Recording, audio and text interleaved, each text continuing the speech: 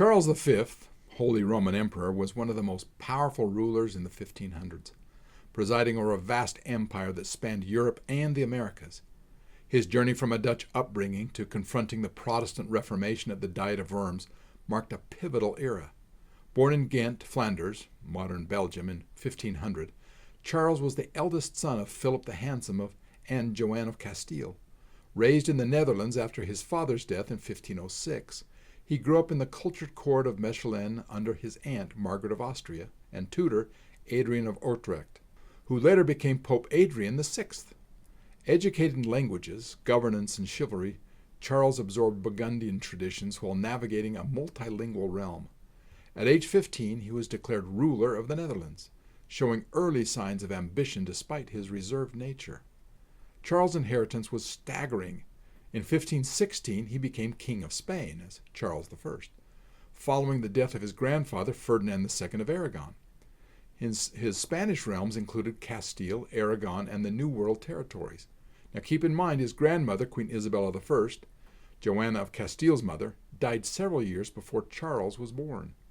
In 1519, he inherited the Habsburg lands in Austria and was elected Holy Roman Emperor, succeeding his grandfather Maximilian I. This made him ruler of a sprawling empire on which the sun never set, they say. His early rule was shaped by advisors.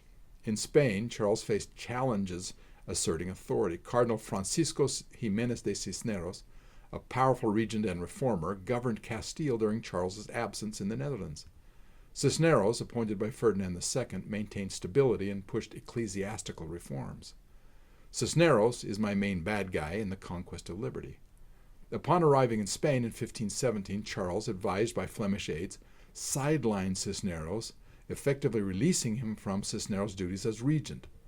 Cisneros died shortly after in November of 1517, possibly disheartened, though Charles later recognized his loyalty.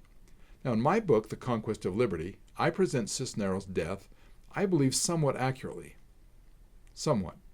In 1521, Charles faced a growing crisis, the Protestant Reformation. Martin Luther's 95 Theses, 1517, had ignited religious dissent.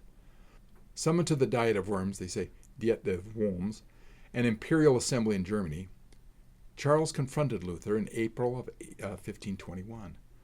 Luther defended his writings, refused to recant, declaring, "Here I stand, I can do no other." Charles, a devout Catholic, issued the Edict of Worms, condemning Luther as a heretic and banning his works.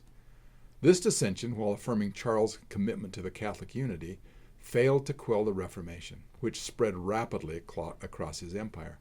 In order to induce Martin Luther to appear in Worms, Charles promised safe passage from Wittenberg.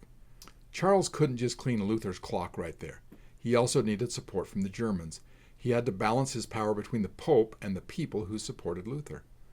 From his Netherlands roots to his imperial coronation, Charles V's early reign was defined by immense power and daunting challenges. Releasing Cisneros revealed his initial missteps in Spain, while the Diet of Worms showcased his resolve against religious upheaval. These years shaped a ruler who balanced dynastic ambition with the burdens of a fractured Europe. I've never been a king or even a Holy Roman Emperor. I've never ruled a vast empire with half of it being thousands of miles away across an immense ocean. But I still say Charles was an idiot for appointing so many wicked governors who butchered their way across the Americas. But I guess he had so few good men to choose from. At least he did recognize one good man who we will look at in another presentation, Bartolomé de las Casas. Bartolomé eventually shows up in Book 2 and 3. You will love him.